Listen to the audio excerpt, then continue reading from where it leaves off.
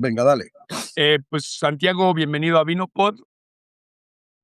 Hola, gracias Bruno por la invitación y es un placer estar aquí. Platícame ahorita en qué parte del mundo te encuentras. Pues ahora mismo estoy en Chile porque acaba de comenzar la vendimia hace 15 días y aquí andamos en Chile disfrutando un poco del verano todavía. Wow, ya hace unas semanas o días, no lo sé, estabas tú en Niágara, ¿no? Sí, Ahí. es- estaba en Niágara la semana pasada con un frío que me moría y estuve una semana allí, volví y pasé de -20 a +32. Qué Pero bueno, locura. es ¿Cuánto lo que haces el avión? O sea, que ¿en dónde haces escalas y cuánto es de duración de Canadá hasta Chile? Pues mira, el vuelo que yo tomé salía de Santiago de Chile y llegó a Houston. Okey. Y eran 9 horas. Tuve una escala allí, llegué a las 5 de la madrugada, porque no había Wow, otra combinación posible. Y tuve una escala de prácticamente 5 horas y luego otras 4 horas hasta Toronto. wow. Un viajecito largo. Un poquito más corto desde España a Chile, que son 14 horas, pero también es largo, ¿eh? También es largo, Muy ¿cómo bien. no? Sí, sí. Y por cierto, aprovecho para agradecerle a Hugo Pacheco, que es quien nos ha contactado, ¿no? Sí. No, y quizás por ahí podemos arrancar. Ujú. Eh, Platícale a la audiencia cuál es tu especialidad. Pues mira, yo llevo vendiendo maquinaria agrícola desde que tenía 20 años, tengo 57, y siempre me ha gustado eh, especializarme en algo. No ser un vendedor genérico, sino más bien un solucionador de problemas. Eh, Empecé a trabajar en un concesionario, ¿puedo decir la marca o no? Sí, por supuesto, tú puedes Ah, decir lo que quieras. vale, vale. No, no, no, es que empecé a trabajar en un concesionario de New Holland en el sur de España, Mm, y me dediqué a lo que eran las cosechadoras de grano, de trigo y maíz y demás, y las enfardadoras.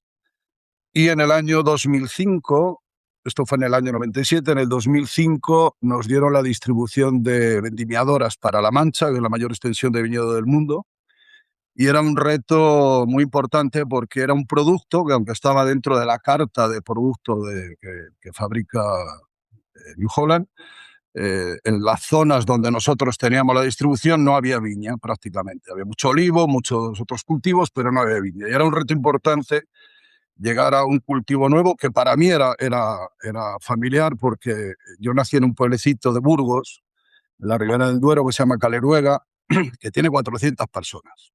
Entonces yo desde guau. pequeño, 400 personas, solo es famoso porque nació Santo Domingo de Guzmán, el fundador de los dominicos, nació en ese pueblo. Ah, mira. Y, y en ese pueblo, que ya te digo está dentro de lo que es hoy Ribera del Duero, mi abuelo hacía vino.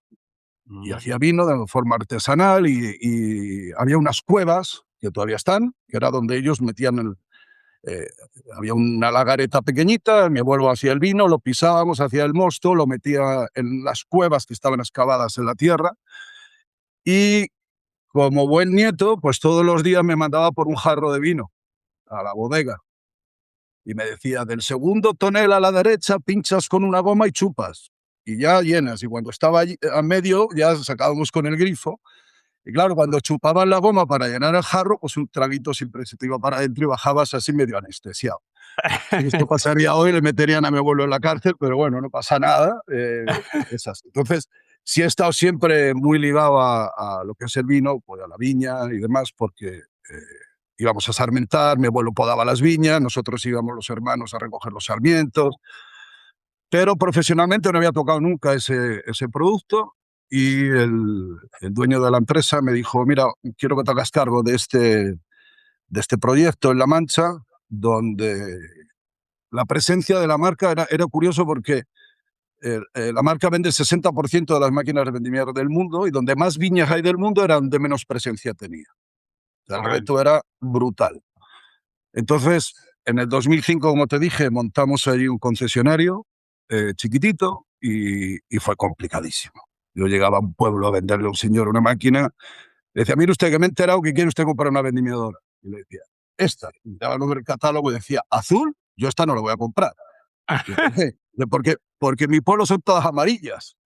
Entonces, a ese cliente, aunque le regales la máquina, no te la va a comprar. No te la va a comprar. Porque no va a ser el raro del pueblo. Y España es muy de este tipo de cosas, ¿no? Y sobre todo en La Mancha. Y fue una experiencia muy... A mí me gustó mucho y fue una experiencia bastante dura, a base de hacer pruebas y demostraciones, enseñarles cómo trataba la máquina mejor esa que las otras, las diferencias que había entre las distintas máquinas. Y decidí especializarme, montar un concesionario donde solo hubiera maquinaria para la viña. No vendíamos tractores, no vendíamos solamente, vendíamos vendimiadoras y material de acompañamiento, prepodadoras, despuntadoras, fumigadoras, pero todo enfocado a la viña. Y después de un montón de años, pues llegamos a ser, y seguimos siendo el número 1 de ventas allí.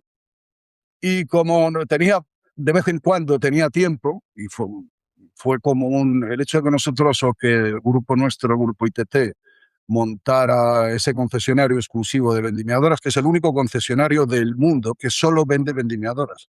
Cuando tú vas a otro concesionario de cualquier otro país, vende vendimiadoras, tractores, vende todo. Pero fue como un boom de alguien especializado en este tema.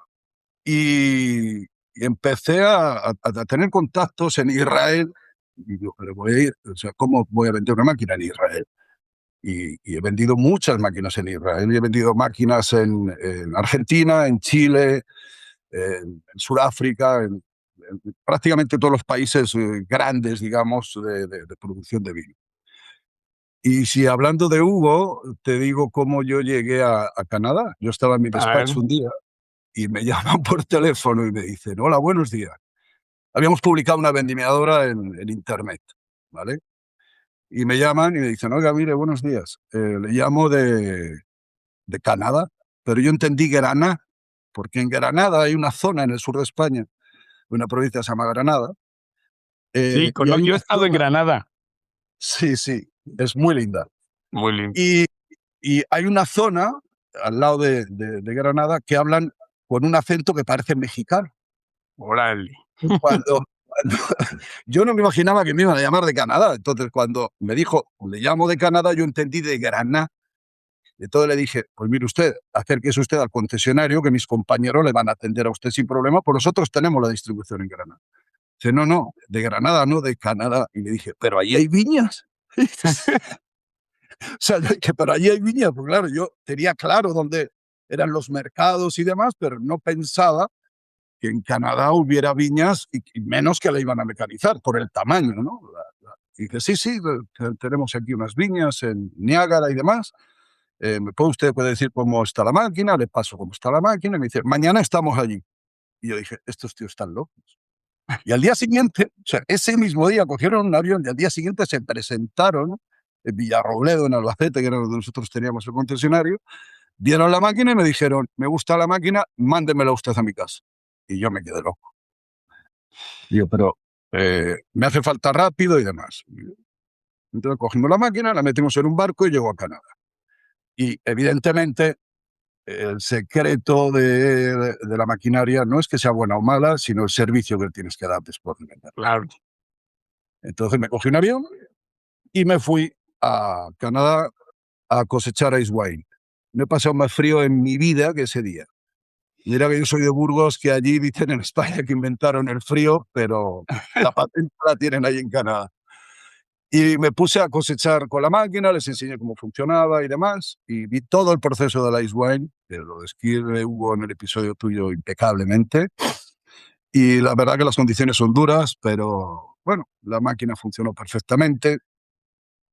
Y luego hemos ido vendiéndoles más máquinas, prepodadoras, despuntadoras, máquinas para tratar, máquinas para echar ozono, todo lo que necesita un agricultor o un viticultor, porque al final los viticultores en el mundo tienen los mismos problemas, lo que pasa es que cultivan distinta variedad de uva en distinto tiempo, pero los problemas son los mismos. Entonces, para eso estamos, para ofrecerles soluciones honestas, porque Te digo que hay mucho comercial o mucho vendedor que vende lo que le dicen que tiene que vender. Yo aquí en Chile, con Viña San Pedro, que es un monstruo, Viña San Pedro, el grupo de Viña San Pedro es un monstruo de hectáreas aquí. Como anécdota te puedo decir que un día hablando con Juan Curi, que es el gerente agrícola, me decía que estaban emocionadísimos con una máquina que habían visto, que movía el suelo, y me dijeron, quiero que me traigas esa máquina, quiero que me traigas esa máquina. Y yo le dije, mira, yo esta máquina no te la voy a vender.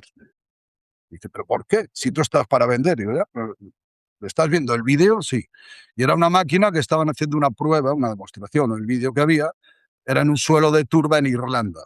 Entonces le dije, ¿tú tienes Mm, este suelo o no? Y dijo, no, yo tengo piedras. Claro, tienes todas las piedras que han bajado de la cordillera. Digo, cuando metas esta máquina en tus condiciones, vas a reventar la máquina. Y se quedaron así todos, estaban súper emocionados con la máquina, y dijeron, coño, tienes razón. Entonces, hay que ser honesto y vender cosas o máquinas que solucionen el problema a los agricultores o a los viticultores. De nada sirve que tú le vendas a un hombre una máquina y a los 10 minutos pase el vecino y le diga, ¿sabes qué? Que he comprado esto y no me funciona. Entonces, eso hay que tenerlo muy claro, hay que saber con quién trabajar, con qué fabricantes. Como digo yo, el señor New Holland no existe, el señor John Deere tampoco existe. Entonces, cuando vendes una vendimiadora y tienes unos problemas técnicos, hay un soporte técnico y un trabajo por parte de la marca brutal detrás.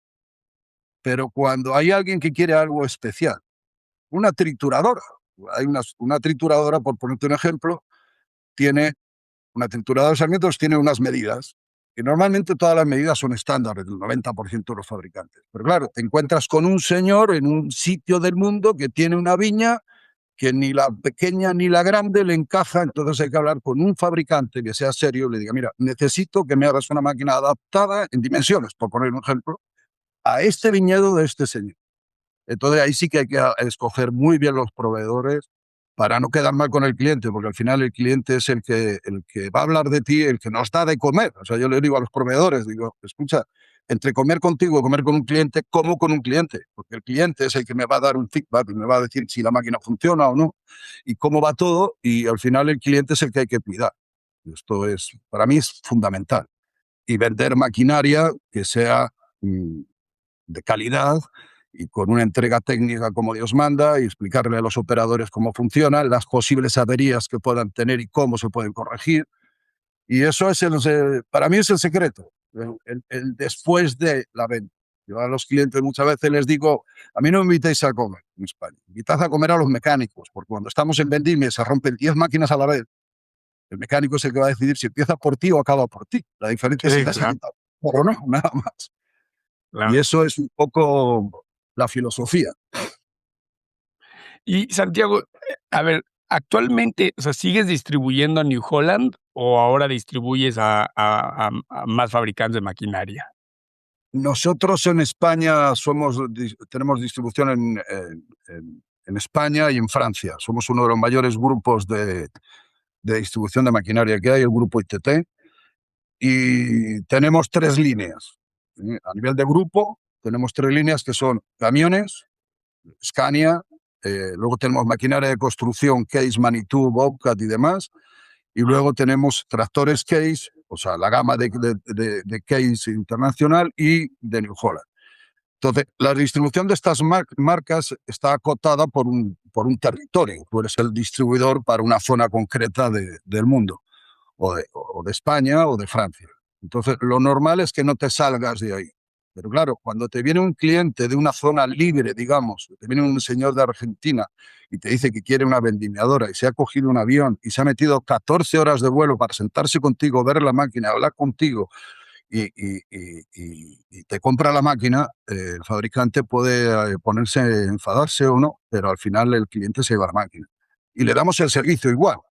En cambio, por ejemplo, luego en Chile y en España, aparte de las vendimiadoras New Holland, vendemos un montón o sea, tenemos como marcas Provitis, que es un fabricante de primer nivel, que son todo lo que son deshojadoras, prepodadoras, despuntadoras, desbrotadoras, todo lo que es, digamos, el manejo de la planta en verde. desde los que empiezan a salir los brotes del tronco hasta cuando hacen la poda en verde, hasta la poda o la prepoda después de Y la estos cosecha. son aditamentos, ¿no? Que se montan Sí, sobre el tractor. sobre el tractor, sí. Se Claro. pueden montar también en la vendimiadora haciendo polivalencia, pero lo normal es que se monten sobre los tractores. Sí, claro. Y entonces, New Holland, obviamente, este tipo de aditamentos no los fabrica, ¿no? Fabricará el No, tractor y la vendimiadora, pero este aditamento tan especializado, ustedes se tienen que apoyar de estas empresas externas, ¿no? eso es. Entonces, eh, todo lo que son el material de acompañamientos a las máquinas que se montan sobre el tractor, tenemos distintos fabricantes que llevamos trabajando con ellos muchos años, Ujú. y entonces se lo acoplamos al tractor sin ningún problema. O sea, no hay ningún tipo de problema por esto. Tenemos pulverizadoras, tenemos azufradoras, tenemos máquinas de fumigar de bajo volumen, hay de todo, ¿eh? Y al final se trata de escuchar al cliente siempre. No se trata de voy a vender por vender, porque luego al final siempre acabas mal. O sea, no es lo mismo cómo puedes vender una máquina a una viña de 1,10 m, como estuve ayer, una viña de aquí de Chile, Viña Vic, que tiene todo el viñedo plantado 1 m, 1,30 m y 1,5 m. Ahí no puedes meter una máquina normal, que son desde 2 metros de viñedo de 2 metros a 3. Tienes que coger una máquina y decir, esta máquina es para este viñedo y es esta la que te corresponde y esta es tu altura, porque hay mucha gente que se equivoca a la hora de tomar decisión, no el cliente, sino porque no hay nadie que le asesore de lo que realmente funciona. O sea, yo el otro día vi una chapodadora que tenía 5 cuchillas cortando vertical, pero el viñedo solo trabajaban 2, 3. O sea, había 2 cuchillas, el cliente había pagado una máquina más grande para algo que no usaba. Es como si mañana te compras una caja de un camión de 40 toneladas para ponerle 25. Claro, es Entonces, absurdo. es absurdo. Entonces, saber adaptar cada implemento a las necesidades reales de cada cliente es lo que a mí mi experiencia me ha permitido. Pues llevo toda mi vida con esto y yo también me he equivocado, evidentemente. Me he equivocado, he asesorado mal al cliente y tal.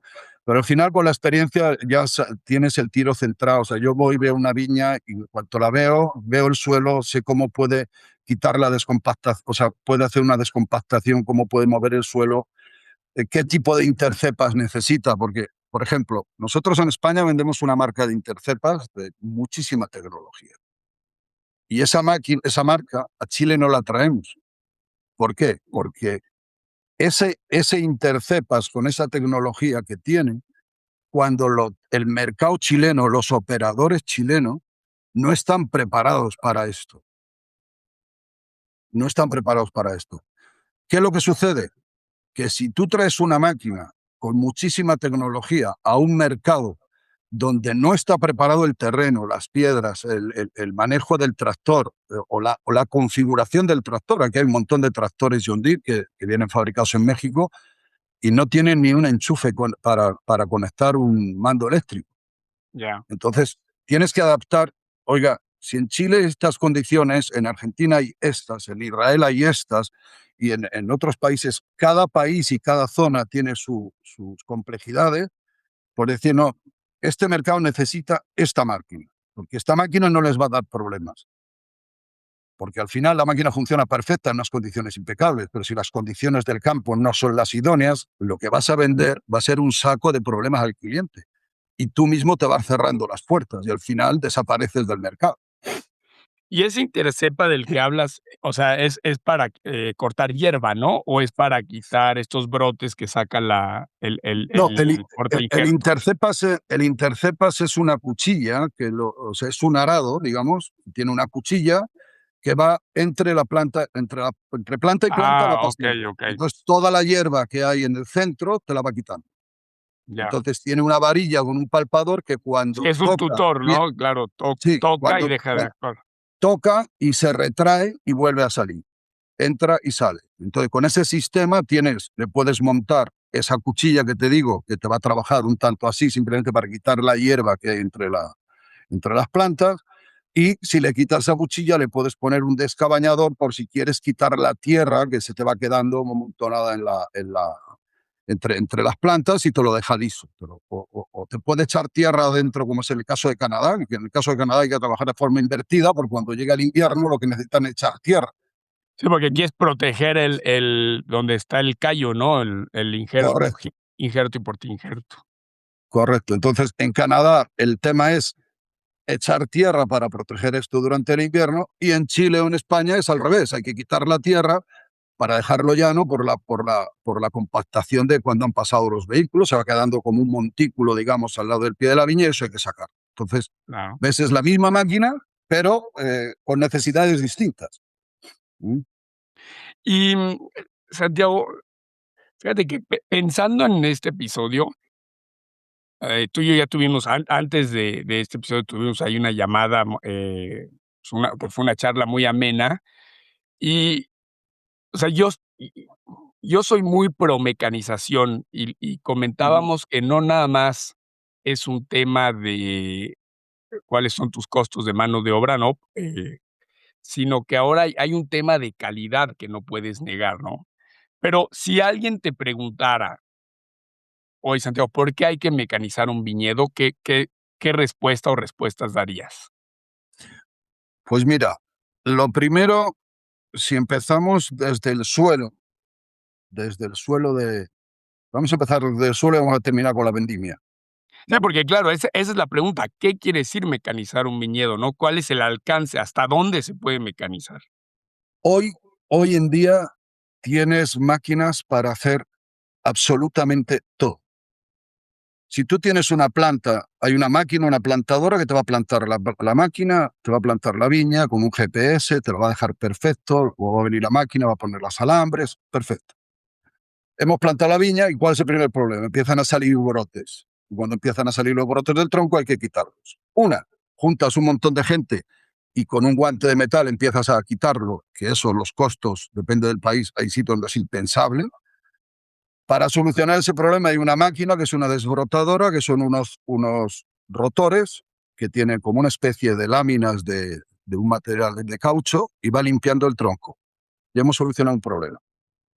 Si hablamos de que la viña sigue creciendo y tenemos que enrejar esa viña, porque los sarmientos se nos están saliendo de lo que son las alambres de conducción, y la tenemos que enrejar. Hay una máquina que levanta esa vegetación, va tirando 2 hilos de cuerda y con unas grapitas, que son biodegradables, te las va formando lo que es la espaldera perfecta. Esto, a mano, es un montón de gente subiendo alambres, subiendo y Sí, bajando yo lo he alambres 3 hecho. veces. He Yo Eso he es. pasado un verano completo haciendo eso. Vale. Si seguimos con el proceso de la viña, hay que fumigar la viña. Entonces ahí sí que hay un mundo. Hay máquinas normales, máquinas que te reducen el producto que vas a echar de tratamiento de 1.000 litros por hectárea, vas a conseguir 800. Y luego hay una máquina, máquinas de bajo volumen, que vas a hacer un tratamiento con máximo 300 litros por hectárea. Con la misma concentración de producto activo, ¿eh? Porque lo que hace es eh, mm, hace unas gotas tan pequeñas que el cubrimiento de la hoja es total. No hay gotas gordas que vayan cayendo. O sea, ahí sí que hay un mundo para poder hablar 6 meses si quieres sobre la fumigación. Entonces, hemos fumigado la viña, la solución a mano no, hoy es inviable. O sea, nadie fumiga con una mochila, Sí, ¿vale? Bueno, pues ahora hay que hacer un control de vegetación y hacer una poda en verde, una prepoda, un despunte. O sea, hay unas máquinas que incluso te hacen 2 filas a la vez. ¿Vale? Te van haciendo 2 filas a la vez y tú regulas la altura, la anchura, todo lo que tú quieras lo puedes hacer desde el tractor con una sola persona.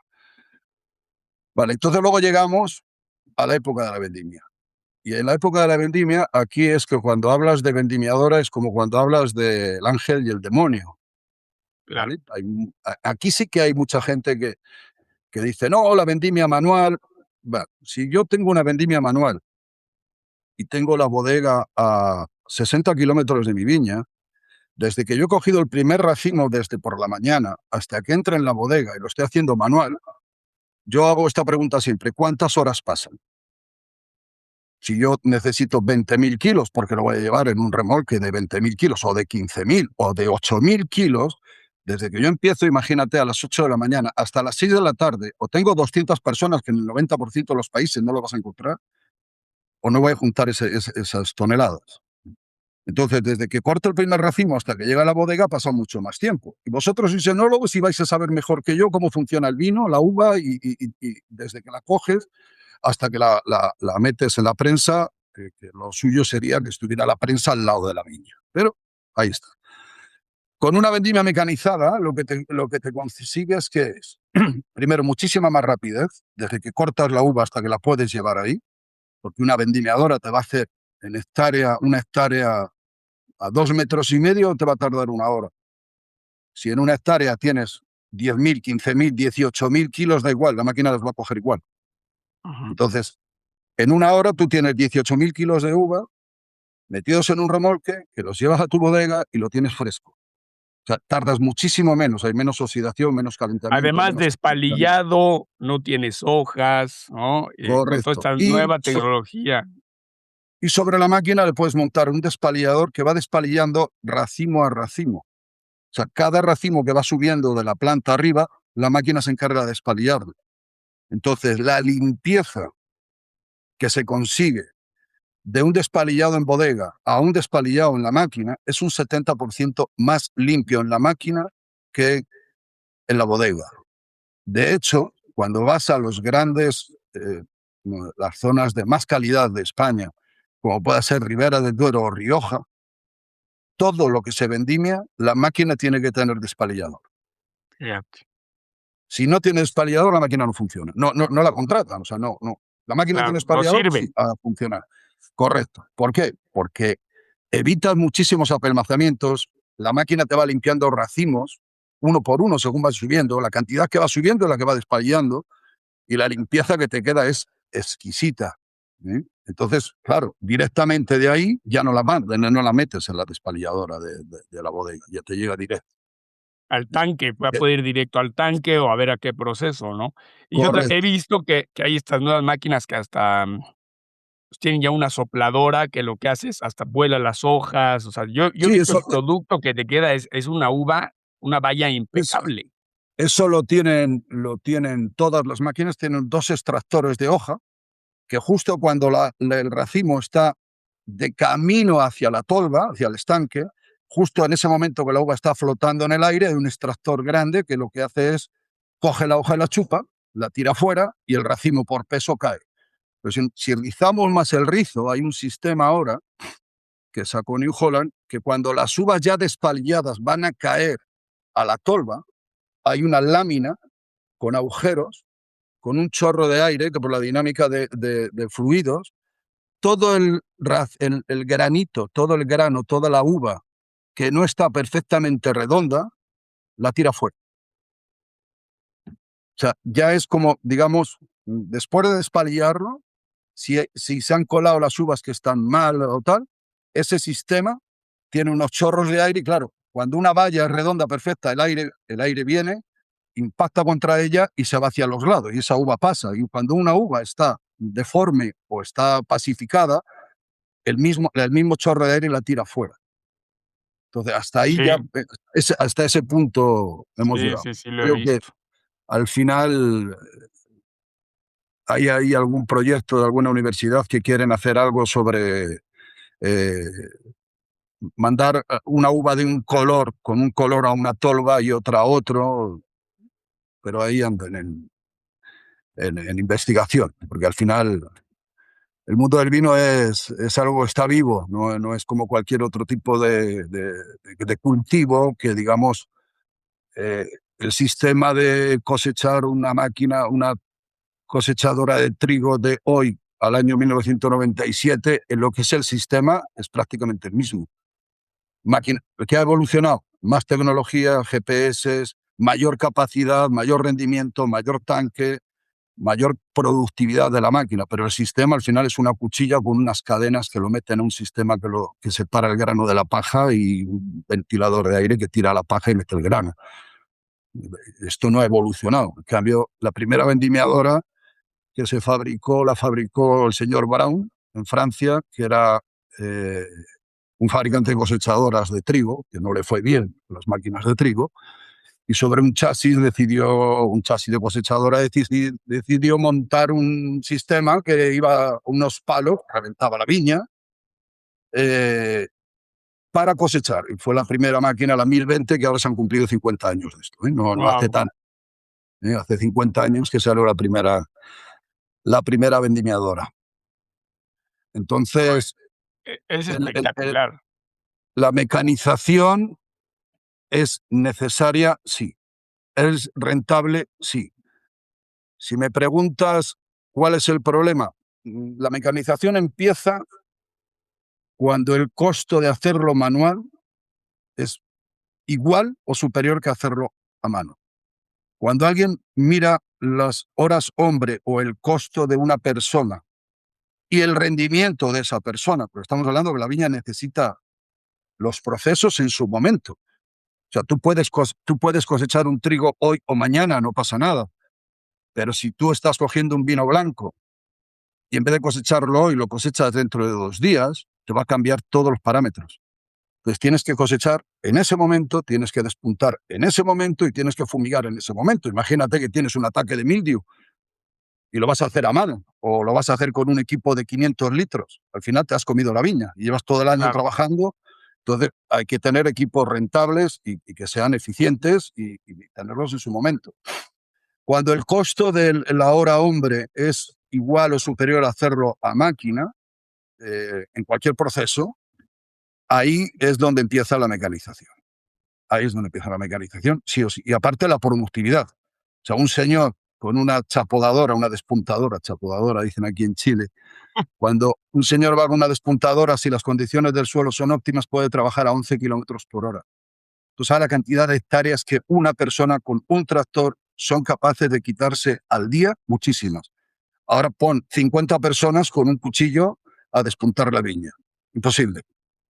O sea, ese es el número que se tienen que hacer los señores, los propietarios de los viñedos cuando quieren mecanizar. Si tú tienes un costo de chapodar o de prepodar de 100 y la máquina te va a hacer... La máquina es una inversión, o sea, no es que la máquina te cueste, porque la gente dice, no, es que esto me cuesta a mí al año ya. Pues la máquina tú la vas a tener y la máquina la vas a amortizar en 4 o 5 años fiscalmente o depende de cada país. Pero al final la productividad, o sea, todo va hacia la mecanización. ¿Por qué las viñas están en espaldera? Nunca había viñas en espaldera. ¿Cuándo empezaron a conducir las viñas en espaldera? Cuando salió la primera vendimiadora, hace 50 años.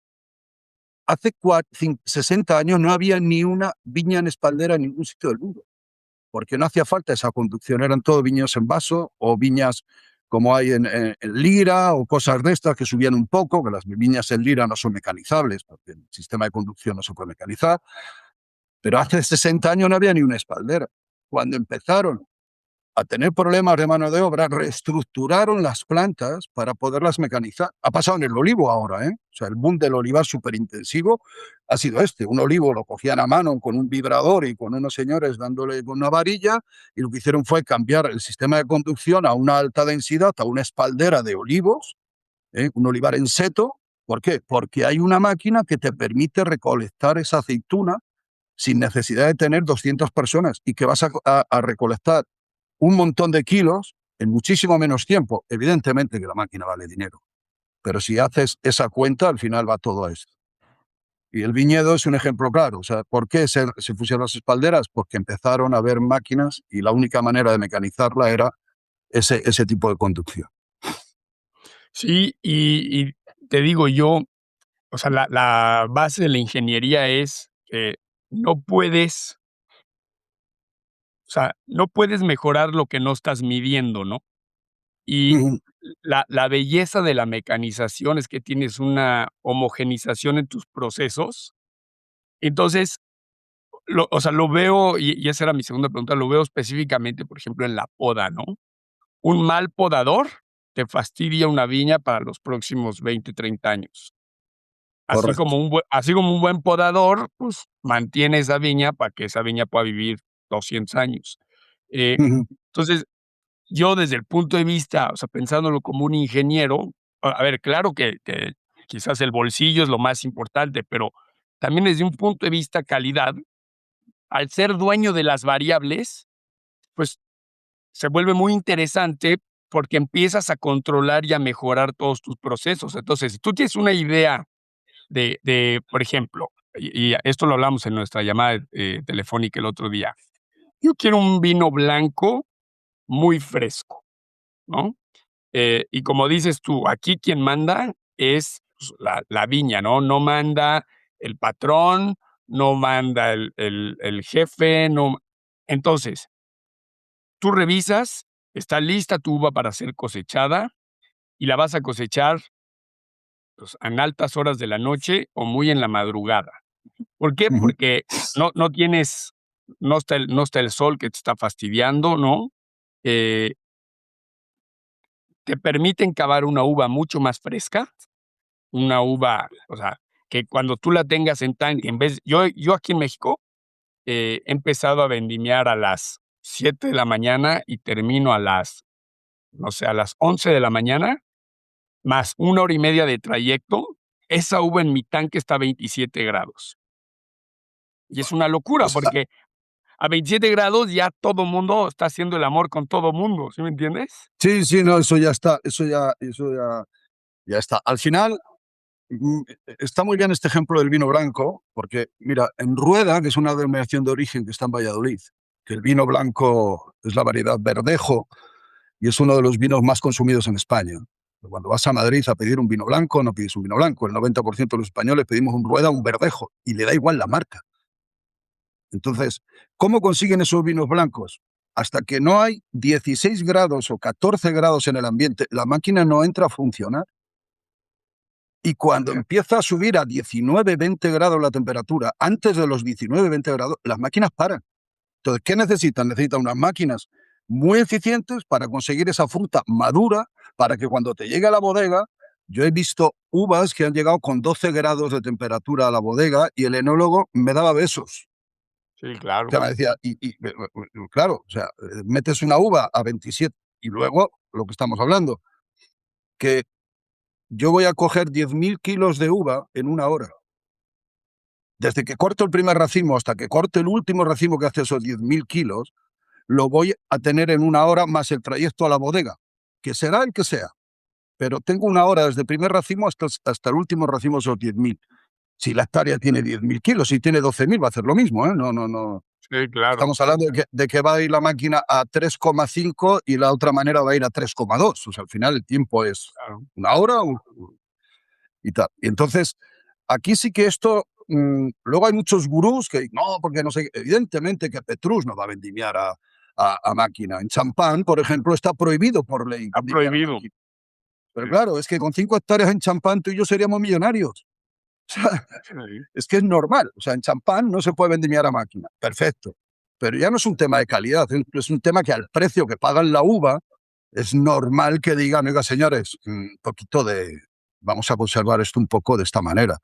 Pero con la situación actual del vino en el mundo, reducir los costos, reducir todos los costos operacionales y tener un vino de una calidad homogénea y en condiciones perfectas, donde no tengas que añadir productos, no tengas que hacer ingeniería vitícola, con la que está cayendo con el mundo del vino, la mecanización, o te mecanizas o te dedicas al enoturismo o cierra la bodega. Es mi forma de verlo, ¿eh? No hay más. O sea, toda sí, la gente que tiene una bodega en el mundo y se dedica solo a hacerlo manual, salvo las grandes ligas que hablamos, de estos de Petrus y demás, o te dedicas al enoturismo, oye, me voy a montar una bodeguita aquí de 15 hectáreas, pues voy a montar un hotel y un restaurante impecable, me van a venir 4 autobuses todos los días, les voy a vender 20 botellas de vino, 3 botellas de vino a cada señor que venga, y mi negocio no es el vino, mi negocio es un hotel al lado de una viña.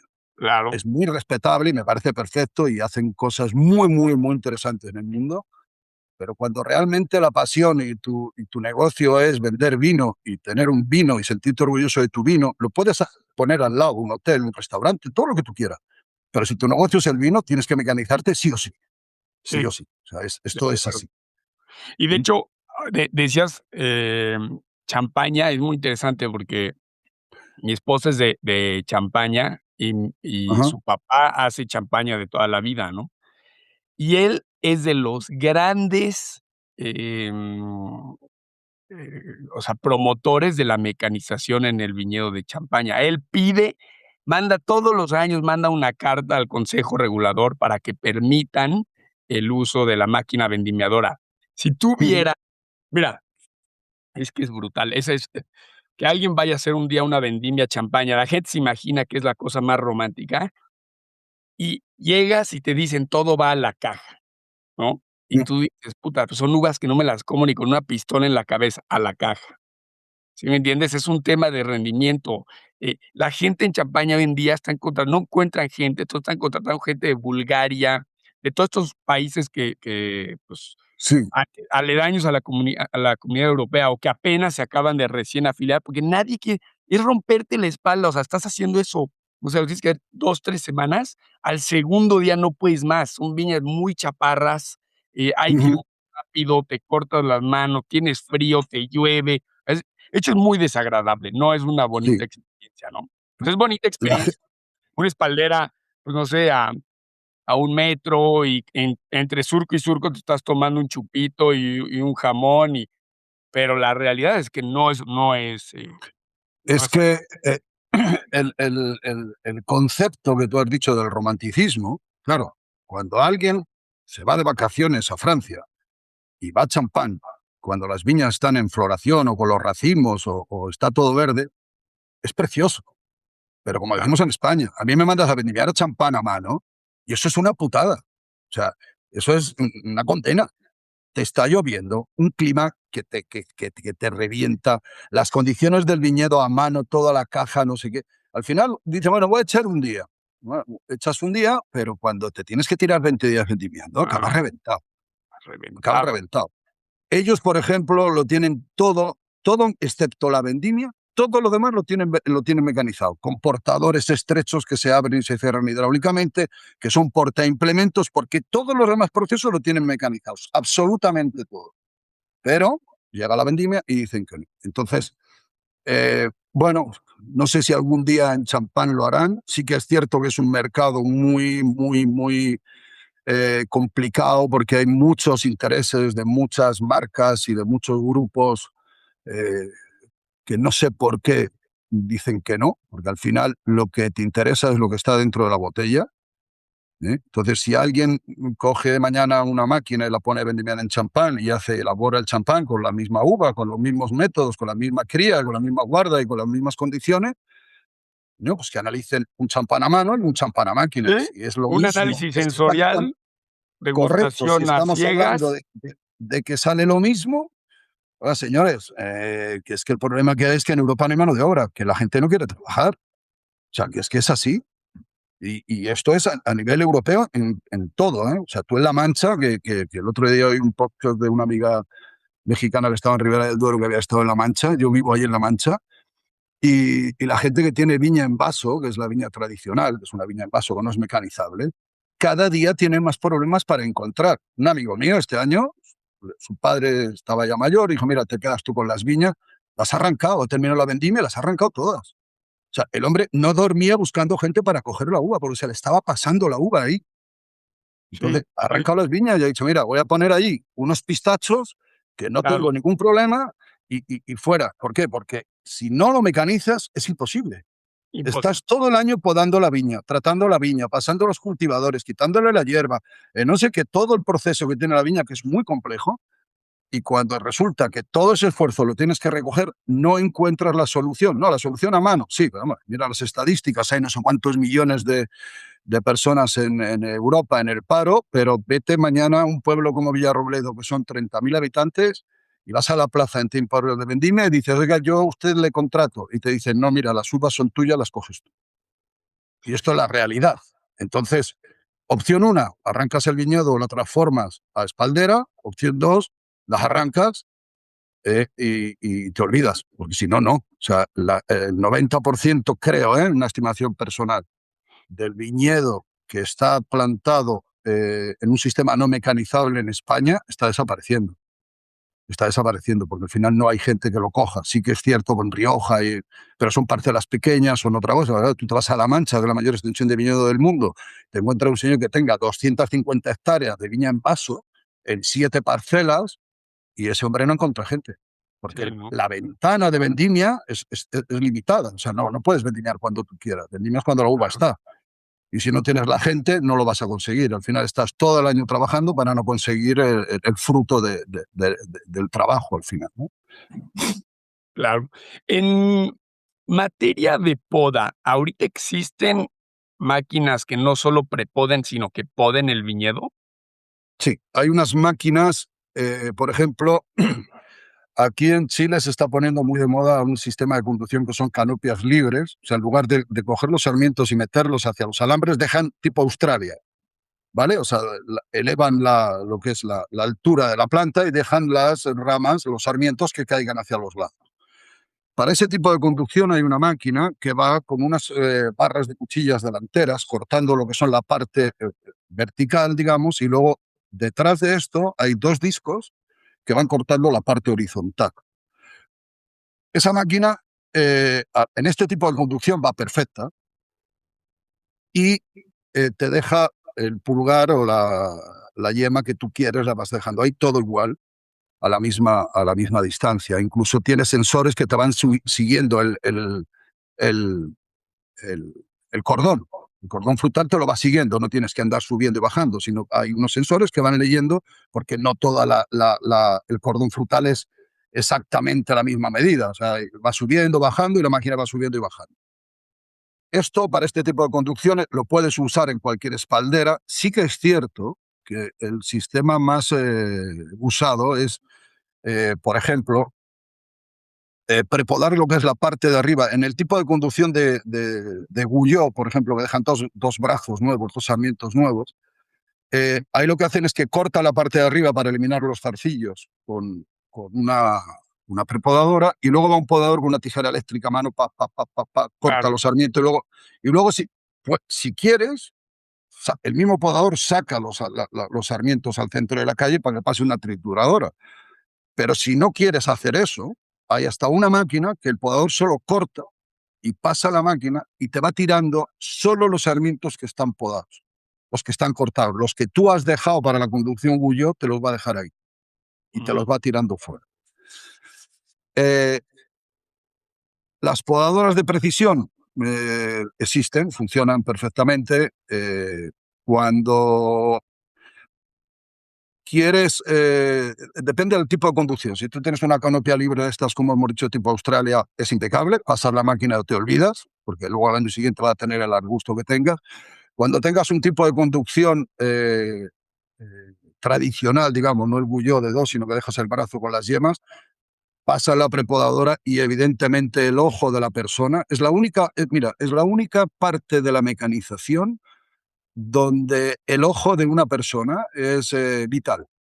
Vital. Un vital. buen podador, como has dicho tú antes, eh, una prepodadora te va a ayudar a cortar todos los sarmientos, pero después hace falta el ojo experto del podador y decir, voy a dejar esta yema, este sí y este no, y para mantener más la viña y demás. Cuando vas a producciones, por eso se meten este tipo de canopias libres, tipo Canadá, o sea, perdón, Australia, que son setos que te puedes meter debajo porque tienen el cordón frutal a 1,80 m y 1,60 m de altura.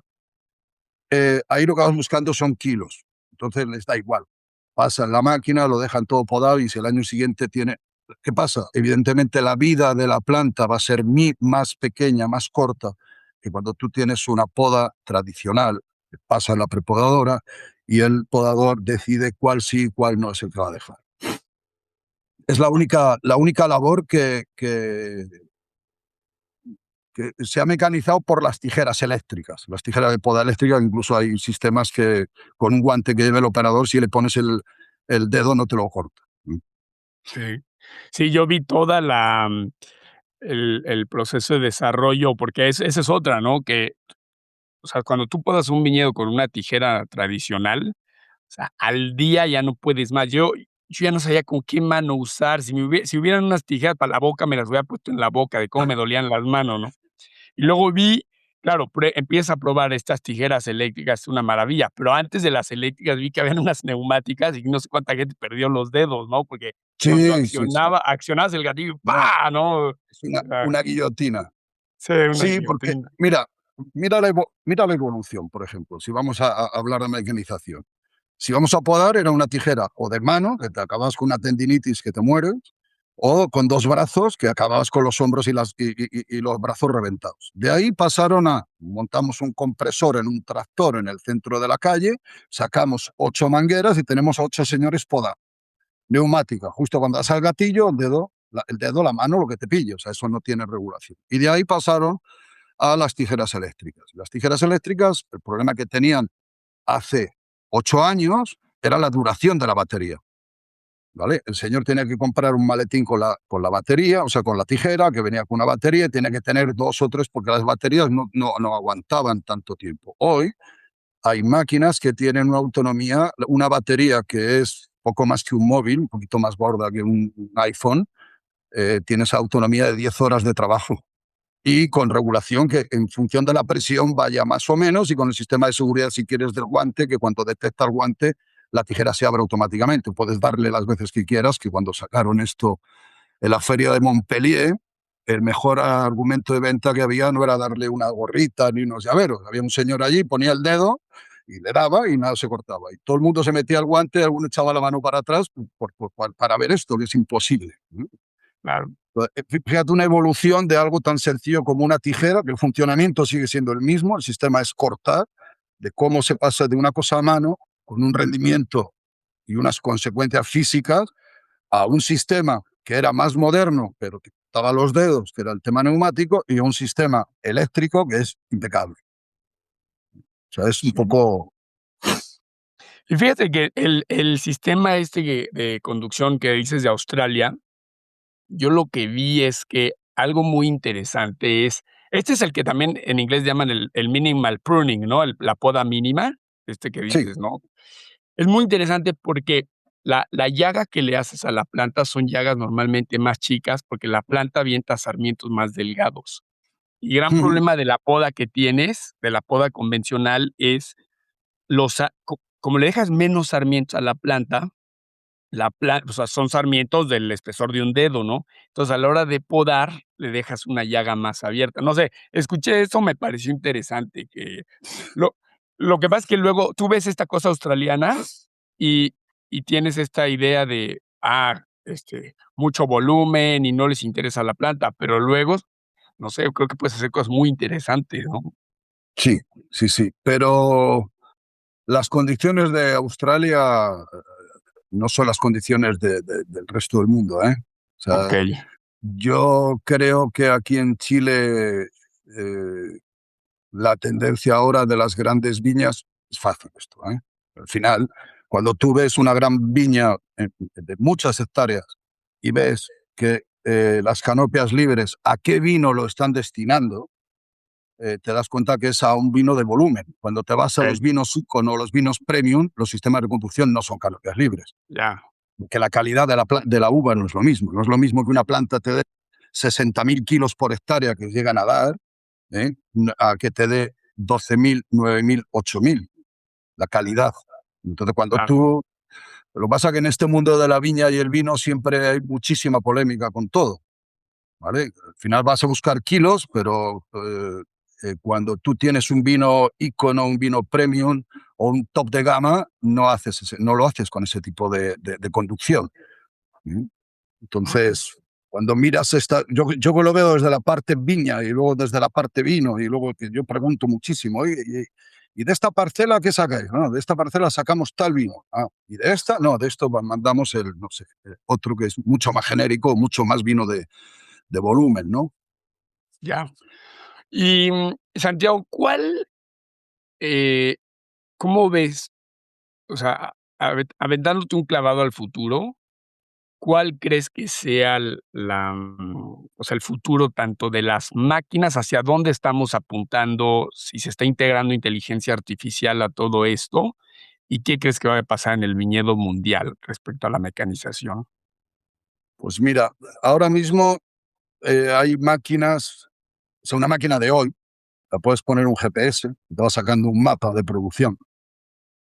Mm, Pues eso luego lo puedes coger y sacar, y meterlo en un ordenador, sacar los datos, saber qué zona te ha dado más, qué zona te ha dado menos, y hacer un mapa para los tratamientos, para es la misma tecnología que hay para el cereal, por ejemplo, o el maíz, que la misma cosechadora te va diciendo la humedad y te va diciendo todo. Con un mapa, mm, la vendimiadora va equipada con este sistema que te puede sacar un mapa de rendimientos.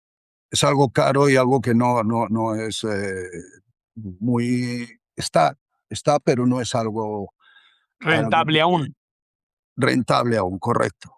Y hay máquinas con autoguiado, o sea que el operador, eh, la máquina sigue la hilera, puede soltar las manos y la máquina va a seguir la hilera. Claro, cuando se acaba la hilera tiene que estar el operador en la cabina para dar la vuelta, ¿vale? Claro.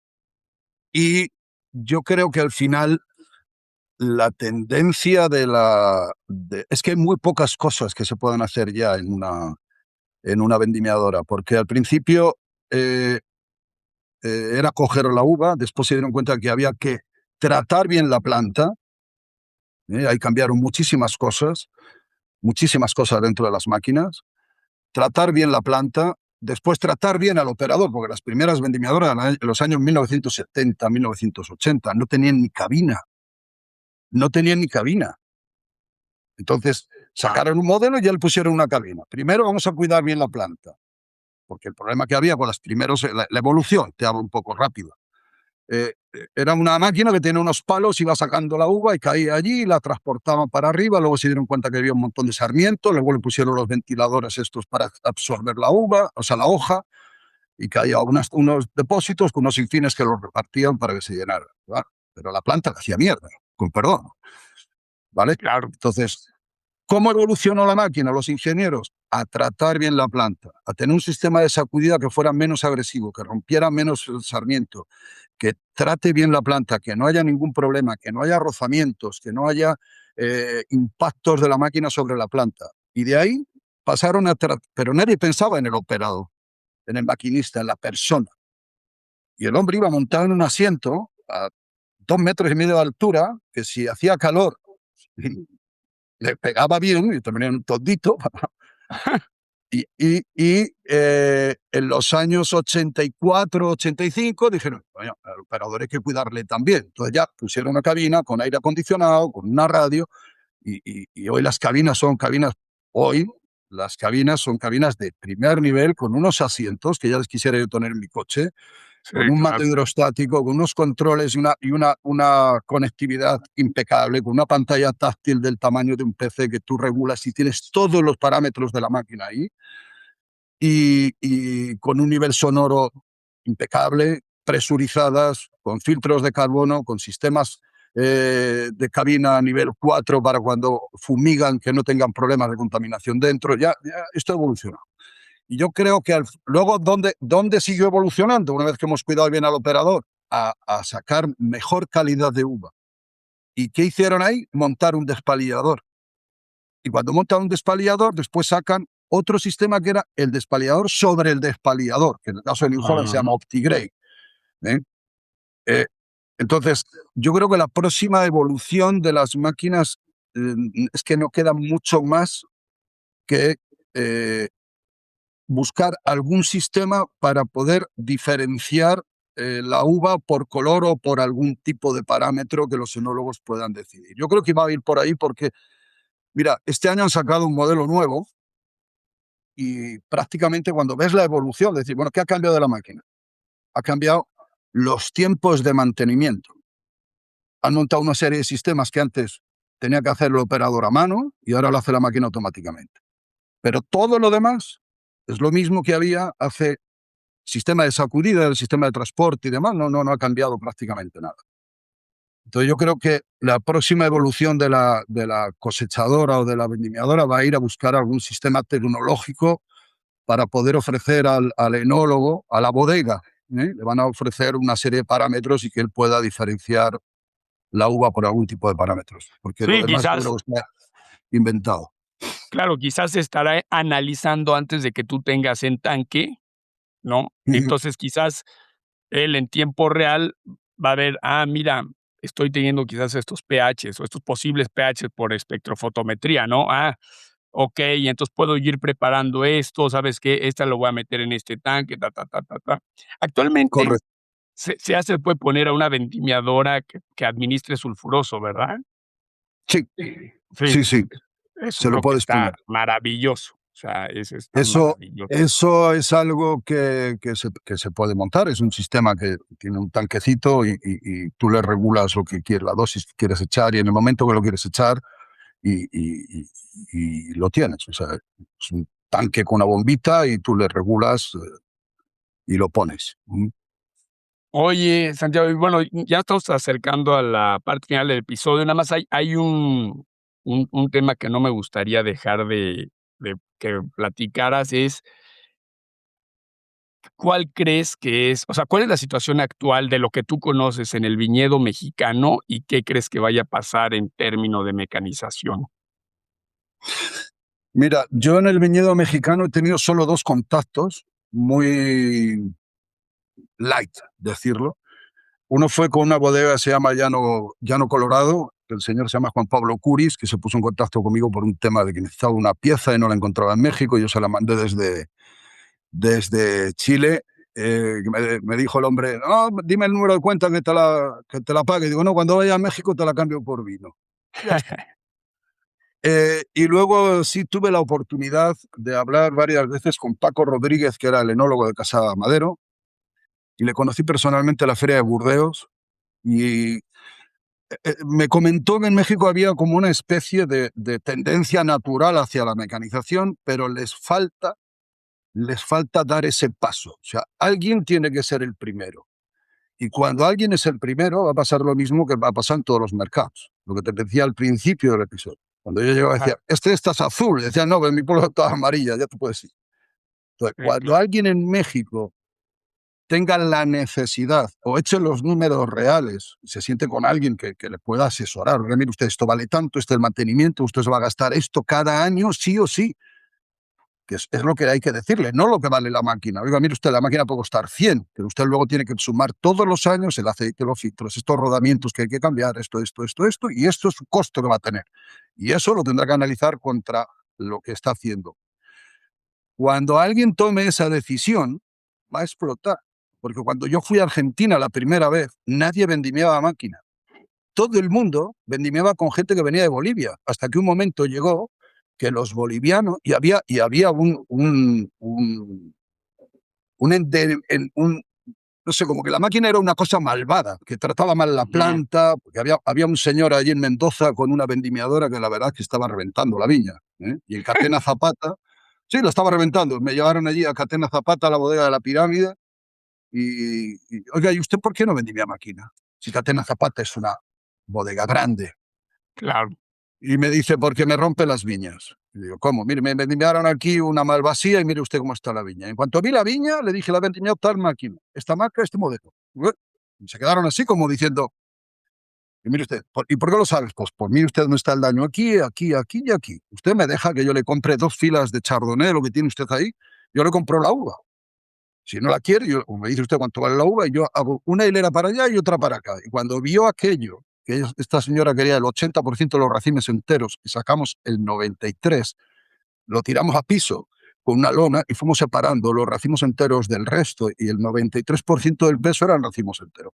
Y estaban limpios. Cuando esta señora vio esto, al cliente de Argentina que había comprado la máquina para cosechar sus olivos, le dijo, aquí tienes toda la finca para vendimiarla. Así empezó la vendimia. ¿Le salían los números con los bolivianos? Sí, pero si a esto le juntabas de que la máquina que había, o las pocas máquinas que había, dañaban mucho la planta, nadie va a tomar esa decisión de mecanizar. En México tiene que mecanizarse sí o sí. Yo sé que en México hay muchísima mano de obra, que los costos sociales son distintos, pero la tendencia natural es que todos esos costos sociales o esos costos personales de la mano de obra cada día sean más difíciles. Pues no creo que México vaya al contrario del resto del mundo. Una No, economía globalizada. al revés. Ahorita se Los, acaba acaban de subir. Yo no quiero meter en temas políticos, porque aquí te no, matan, ¿eh? Si vas en contra no, no. del gobierno actual, te matan. En México no se la juegan, pero subieron es el problema de la extrema izquierda, ¿no? Subieron el sueldo, el salario mínimo Ujú. y van a reducir la jornada laboral. O sea, esto Pues es ese entonces, aquí tenemos el caldo de cultivo perfecto para que un señor que tenga una viña no le quede otra opción más que mecanizar. claro. No le queda otra, no le queda otra, porque no le van a salir los números. Porque cuando tú tienes un costo de producción con mano de obra y lo añades al precio de venta del vino, ahí tienes un problema. Si esto te está subiendo, el costo de la mano de obra te está subiendo versus cómo tú vas a vender el vino, que la situación del mercado del vino es otra cosa, ¿eh? Que está como está, complicadísima en todo el mundo. No Claro. sé ni Israel, que lo tiene vendido todo. Es el único país del mundo que tiene vendida toda la producción. Incluso vienen a comprar vino, a hacer vino kosher en otros países porque tienen más venta, pero es el único país, por los Okey. motivos del vino kosher. Eh, y cuando este señor meta los costos y cada vez sean más costos y tenga menos rendimiento y vendimie menos y tenga menos kilos, no menos kilos, tenga más tiempo y más horas hombre para producir los mismos kilos, ese costo se le va a subir. Y cuando no lo pueda aplicar a la botella de vino, porque el mercado está como está, tiene que reducir ese costo. Cómo lo reduce? La única solución que hay es la mecanización, no hay más. Y si no mecaniza, tendrá que dedicarse, lo que he dicho antes, o al enoturismo, o sea, montar un hotel al lado de una viña, o cerrar la viña. Si no se mecaniza, no, yo no le veo otra solución. No, no la veo. No, y súmale que indistinto a esto, güey, yo creo que, fíjate, es lamentable la situación que, o sea, que el es que la izquierda es muy bonita en teoría, ¿no? Pero la práctica siempre es muy complicada pero yo creo que esto va a aumentar la calidad o sea, la calidad del vino mexicano va a mejorar, porque lograremos, pues, te digo, controlar todas estas variables, ¿no? Sí, sí, sí. Al final, la mecanización, en serio, muy a favor de, sobre todo en la cosecha, va muy a favor de la calidad, por lo que tú decías. Si yo tengo un kilo de uva con 12 grados y en una hora lo tengo en el tanque con 14 grados, bendito sea. O sea, que venga mañana 70 máquinas. Yo creo que lo que Oye, le a falta a ver, México es que alguna bodega tome la decisión, que se asesore bien. Yo no tengo ningún problema, me llaman, contarles las cosas y ver las viñas y decirles lo que hay. Pero sí que es cierto que no les quedará otra, ¿eh? Porque no, o sea, esto ha pasado en todos los países del mundo, en todos los países claro, productores de uva, excepto en champán, podríamos hablar antes por qué. sí, claro, claro. Oye, pues listo, Santiago, pues qué gusto, va a estar en México en un par de meses, me encantaría conocerte en persona. Platícanos, Ajá. ¿cómo es que te puede contactar la audiencia? Pues no sé, te puedo decir un correo electrónico, porque Sí, sí. y lo pongo también en los show Sí, notes del episodio. pues mira, santiago.garcía@cosechamecánica.cl. Te he dado este, que es el de Chile, Cosecha Mecánica, por si Claro, alguien piensa, porque tengo otro mail de la empresa, pero yo creo que este es el que les puede quedar a alguien más fácil. claro. Ahí me pueden mandar un correo y sí, yo tengo que ir a México ahora en abril, porque mi señora es de Wendy, es de Los Mochis y lleva 2 años sin ir, hay que ir ya. Hay que ir. Claro, cómo no. Oye, pues, Entonces, si tenemos ocasión de, me encantaría irme y probar tus vinos, que te tengo. sí, seguro, Sí, seguro, sí. seguro. Pues yo también, como los israelitas, también afortunadamente toda mi producción está vendida, pero hago muy poco, hago 3,000 Ujú. botellas al año, es para yo digo que no te puedes llamar enólogo y no hacer vino, ¿no? Hay muchos enólogos que no hacen vino y critican los vinos, los destruyen, ¿no? No, este vino, a ver, haz vino tú, cabrón, haz vino Ahí tú. está. Y entonces, cuando hagas vino tú, pues, le bajas un poco, ¿no? Yo que estuve muy metido en el tema militar, Ajá. antes de toda esta locura, en Suiza, que es una sociedad muy militarizada, vas a tener siempre el o sea, el gran crítico del militar, y le preguntas: "Oye", porque ahí es obligatorio el militar, ¿no? "Oye, Sí, sí, ¿tú sí. hiciste militar?". "No". no, pero eres el gran crítico, ¿no? Y para ti el militar es el diablo, pero ni siquiera tiene la experiencia de poder decir: "No, claro, yo estuve ahí, de hecho, soy primer teniente". Ah, no, nunca hicieron nada, ¿no? correcto. Es como dicen en España los toreros, cuando un torero está delante de un toro de 600 kilos, la gente que está en la barrera, está sentado ahí tranquilamente a 10 metros del toro, empiezan a criticarla. Y entonces, como decía mi padre, que era muy aficionado a los toros, qué bien se ven los toros desde la barrera. In- Sí, sí, Incluso, exactamente. de hecho, alguna vez ha habido algún torero que le abucheaban, y porque lo que dices, o sea, vamos a criticar por criticar, a destruir por destruir. Y entonces ha habido alguna vez un torero que ha cogido y ha dicho: toma, ahí tienes la espada, mátale tú. Exacto, ¿Entiendes? O sea, exactamente. es así. Hay muchos enólogos, y te doy mucho la razón en esto, que yo llevo botellas de Chile, de Israel, de Argentina, de España, de distintos sitios, y me junto con amigos y las probamos. Y hay un amigo que siempre, el hombre es enólogo, pero no se dedica a la enología. Claro. Estudió enología, pero no. Bueno, no hay ni un vino que le guste, tú. Sí, O sea, claro. son personas probando vino y ese no le gusta. No, esto no. Pero si no se ha abierto ni la botella. Sí, sí, sí. No, Oye, y ese tipo te puede escribir un libro, ¿no? De cómo tiene que ser el vino, cómo se tiene que hacer el vino. Mira, es también cuando tienes hijos, ¿no? También te das cuenta que los que no tienen hijos, o sea, ellos son los expertos en educar hijos y te dicen cómo tienen lo el tienen que manual hacer. de instrucciones, ellos tienen el manual de instrucciones de los hijos, correcto. Sí, sí, o sea, de que a mí me han Sí. dicho que a los niños no hay que darles pantalla, no hay que darles eso, y tú es como, puta madre, no tienes ni idea lidiar con un niño de 3 años. Yo se lo platicaba a unos amigos americanos, que mi hijo me negocia ahorita, bueno, mi hijo grande acaba de pasar, una gripa X, ¿no? O sea, no, Ujú. nada grave. Y entonces la pediatra me enseñó a hacerle unos lavados con agua con sal, con una jeringa, ¿no? Y entonces le haces en un lado y le haces, o sea, mi hijo me negocia, no, papá, solo uno, solo en un lado, ¿eh? O sea, es Sí, como a ese nivel, un cabrón de sí, 3 sí, años te está negociando. Entonces, ¿tú crees que no vas a usar las pantallas y los dulces? Cabrón, si no, no duermes, no vives, ¿no? claro, pero la gente que no tiene hijos, pero tiene un gato, sí le dan Ah, un premio al gato. ahora, Pero exacto.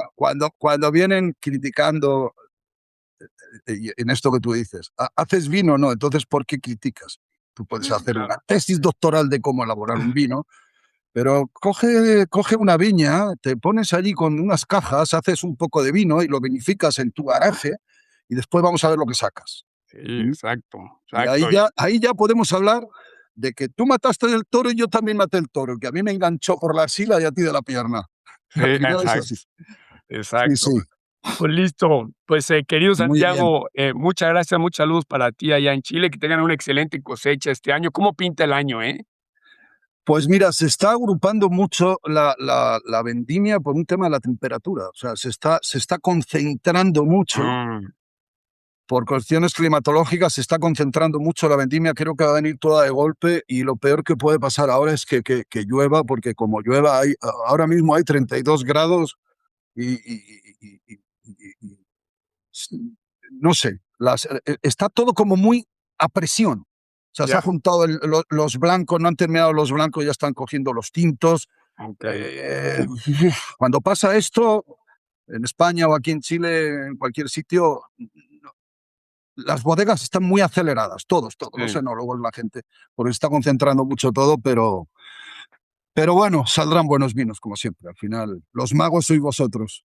sí, Así. sí, sí, sí. Sobre todo, mago, cuando la cosecha viene mal, como fue nuestro año pasado, el 2025, yo le decía a todos: "Vas a ver, este va a ser un año de enólogos", porque era muy difícil, o sea, ver uva tan podrida es un espectáculo, porque Sí, sí, esa es sí. otra, ¿no? Que en un buen año todos somos enólogos superestrella. El verdadero enólogo es un poco como el verdadero doctor o el verdadero cirujano. O sea, un paciente sano no define un buen doctor, ¿no? O un buen cirujano. Hablando en términos te lo digo porque yo soy paramédico, o sea, en el militar fui Correcto. paramédico de primera intervención. Ujú. O sea, es en la peor situación que ves quién es el que tiene la mejor madera, ¿no? Entonces, con una mala Correcto. vendimia, a ver, trata de hacer un vino correcto. Ahí se ve la intervención del enólogo. Sí, sí, sí. Yo En tengo un fin, amigo en Rioja, que es Miguel Ángel de Gregorio, que es un gurú del vino, que es el propietario de Finca Allende, y yo le he visto hacer cosas con uvas que yo decía, ¿cómo es posible que este hombre sepa lo que hay que hacer? Yo le decía, Miguel Ángel, tú no eres un enólogo, tú no eres el dueño de una bodega, tú eres un médico. O sea, él mira un viñedo y sabe cómo lo tiene que hacer, en qué momento lo tiene que hacer, y cuando la uva está jodida, el tío saca el mismo vino de la misma calidad, el mismo perfil que le ha caracterizado siempre. Entonces, es lo que dices, cuando alguien está enfermo, está jodido, ahí es donde se ve el médico. Claro, exactamente. Muy bien, Bruno. Pues Muchísimas gracias a listo. ti y encantado encantado de conocerte, de hablar contigo y a ver si nos vemos en persona y disfrutamos un vino y nos damos un abrazo. Sí, claro que sí. Y sobre todo que no sea la última vez que estás en Vinopod, ¿eh? No, cuando quieras. Yo te puedo, conozco un montón de gente de muchísimos sitios que estarían encantados de poder colaborar contigo. No hay, para Impecable. eso estamos. Y Listo. si alguien quiere saber algo de mecanización y se pone en contacto contigo y quiere que hagamos otro programa de algo en mecanización o de lo que sea, Listo. concreto, de poda, de lo que sea, yo encantado. No hay ningún Buenísimo. problema. ¿Vale? Buenísimo. Pues muchas gracias, Gracias a ti, Bruno. ¿eh?